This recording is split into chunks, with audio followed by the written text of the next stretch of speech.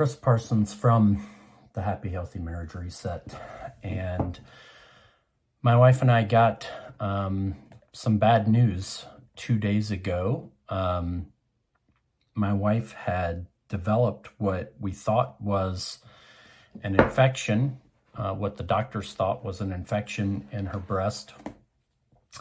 When antibiotics didn't clear it up, she had a mammogram and an ultrasound where they told her that it appeared to be cancer and that she needed to have a biopsy done immediately. And so this morning we got the biopsy done. And we knew, when my wife first told me, she came home 2 days ago and started crying and said, "It's not good." And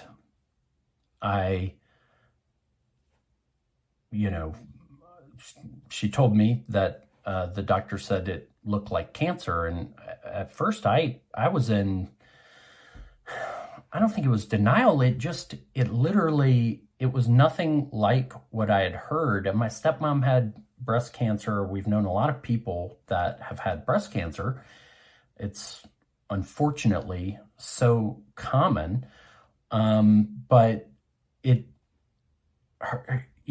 I've never heard of breast cancer where there's like a sudden mass and there's redness and swelling and all these symptoms that she was having. I'm like, that doesn't sound like cancer to me. And then she told me the type that the doctor suggested, which was, I forget the name, but I Googled it and the symptoms matched exactly what, it even said, because that was my thing. Like, I was like, cancer doesn't just come up overnight. It doesn't just pop up, right? And look, I'm not a doctor. I was just saying what I understood about cancer at the time. And then when I Googled this type of breast cancer, which is very rare, it's like 2% of all the breast cancers, it matched the symptoms and everything exactly. And I was like, okay, that is what it is. And my wife, Carrie, did not want to tell anyone. Those are, not fun conversations to have. They're hard, they're emotional, and you have to keep having them over and over with every person. And then not only that, but at that time we didn't know, right? And so it looks like cancer. And then you got to have the conversation with them again to say, okay, now it's confirmed it actually is cancer, and all the tearing and crying, and they're not enjoyable conversations to have. I'm not going to release this until we know for sure, because we won't get the biopsy results probably for a few more days. But today the doctor said it is cancer, but we have to wait for the biopsy results to confirm it, but that is what it is. And so, we've got people in our life that are in major denial about it. Nope. The biopsy is going to show that's not it. That's, and I don't believe in living in a fantasy of delusion to pretend that reality isn't reality. The reality is, even though it hasn't been 100% confirmed yet, and if it turns out not to be cancer, that would be amazing. I mean, of course, I would love that, but I have to acknowledge that reality is what it is today, and given everything that we know, it's breast cancer. And so my wife and I are not in denial. I think there was a very brief I don't know. I don't think it even really qualifies as denial, because it literally just did not fit my preconceived notions of what breast cancer would look like. It's not how my stepmom or anybody else that we knew found out that they had breast cancer. But, I think we've been in a state of shock to a degree for the past couple days. Just kind of, it doesn't feel real. It feels like we're watching a movie. Like it doesn't feel like this is real life. And of course, there's been some tears. There's some fear. There's some worry. There's just a lot of questions is really what it comes down to. Questions around, and of course, one of the first things we did was talk about, well, what are your thoughts on treatment, right? I told my wife, I support you, whatever you want to do. It's your choice. It's, but if you want to know my thoughts, I'm happy to share what I think I would do if I was in your shoes. And my wife said, I think I would get a double mastectomy, and I don't want to do chemo or radiation. And I said, that's what I would do, right? We don't know. We know, we're not certain, but we pretty much know it's in her lymph nodes, which means it's at least stage 2 cancer already. And so, we haven't gotten any kind of, we haven't talked to the doctors around treatments or anything else, but, we're both of the mind that that is the option we would want to pursue. And again, ultimately, that's my wife's choice. I'm here to support her. Even if I think I know better, right? I personally, I don't know that I could ever go through chemo, because I've seen, just how terrible it is. But if that was my wife's choice, she has my full support. I'm going to share how I feel and what I think, but my role is not to make her choice for her or to tell her what she needs to do. It's to support and guide, and hopefully, I think I'm doing that, especially in a time like this. And I don't know, I debated a lot about whether I wanted to make a video about this or not, but at the end of the day, I thought, there's millions of people every year that are getting diagnosed with cancer, and this is affecting their lives and their marriages. And here I am going through this, and why would I not share what we're going through and how we're handling that? And so,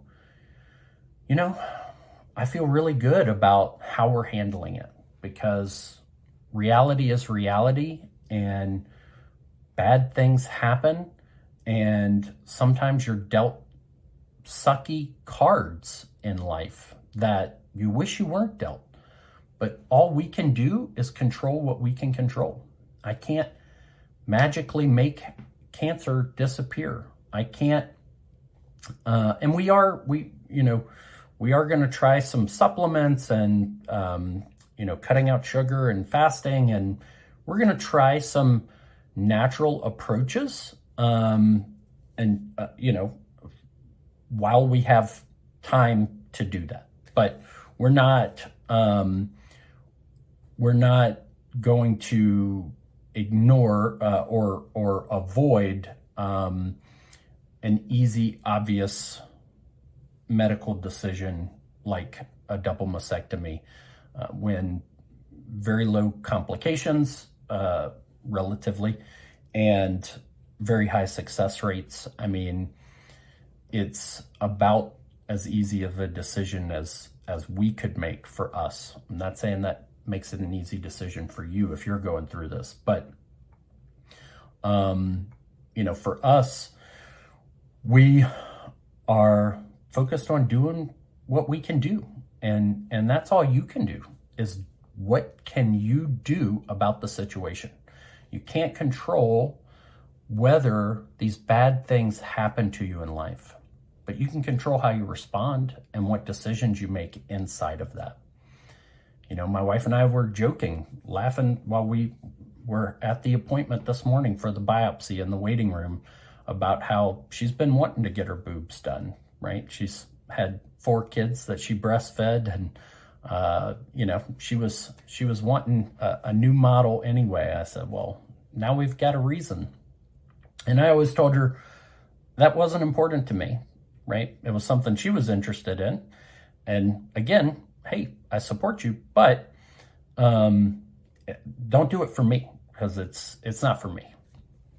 I think a lot of men feel that way. I know a lot of women worry about that your bodies change after you have kids and everything. But for a man that is in love with his wife, where you have that deep connection, and not just physical intimacy, but emotional intimacy of both feeling valued and appreciated, looks are a very, very distant second place. I'm not saying they don't matter, but they don't matter near as much as how you feel about them and how you feel about each other.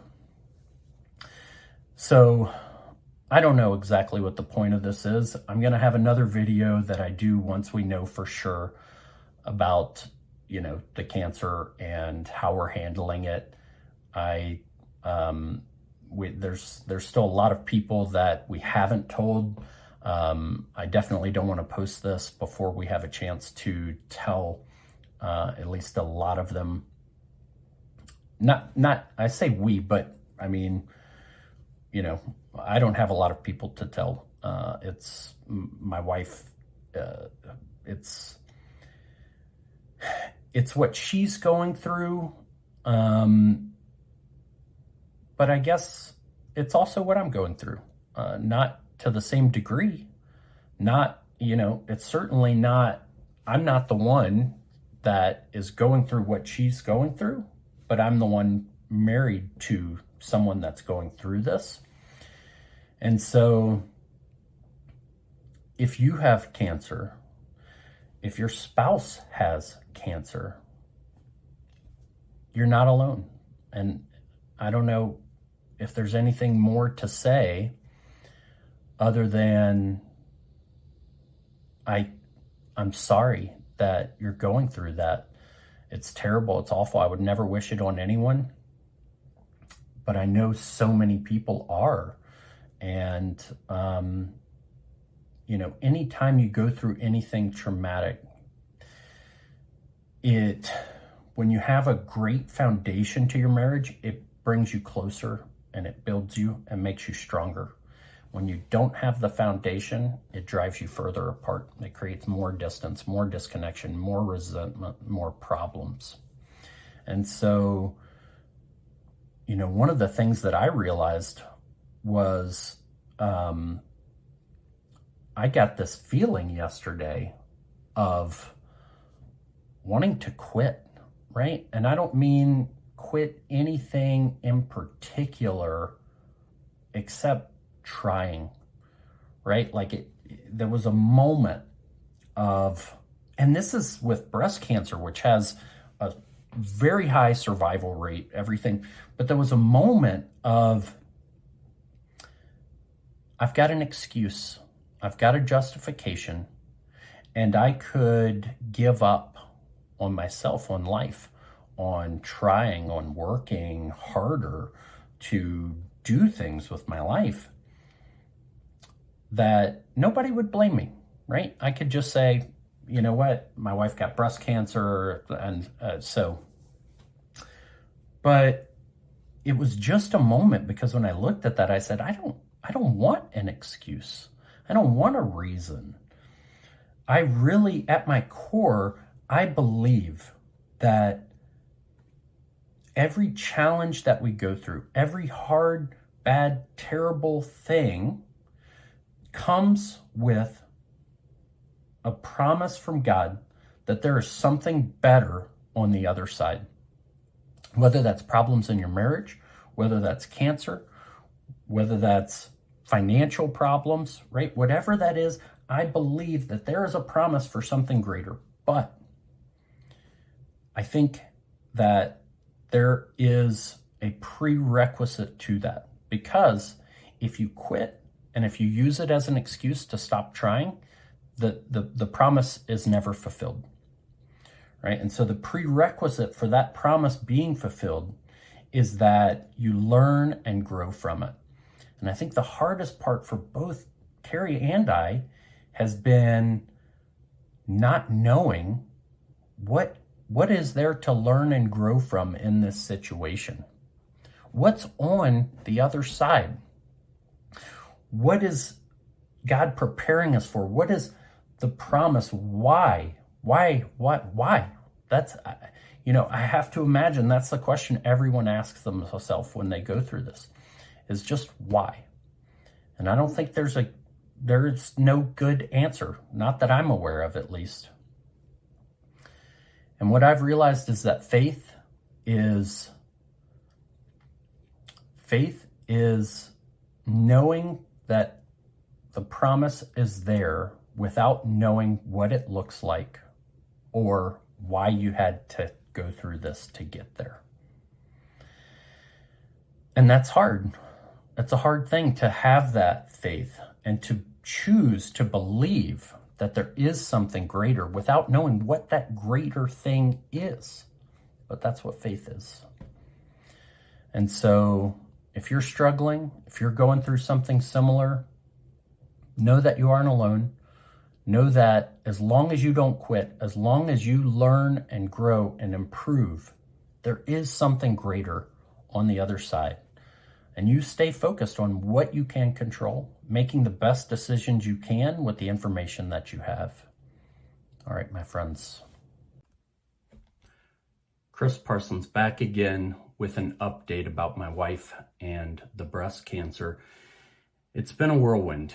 So this past weekend, I made a video, I think it was Friday, where we were getting a biopsy for my wife. The doctor, while she's doing the biopsy, and this is a cancer doctor, said it's definitely cancer.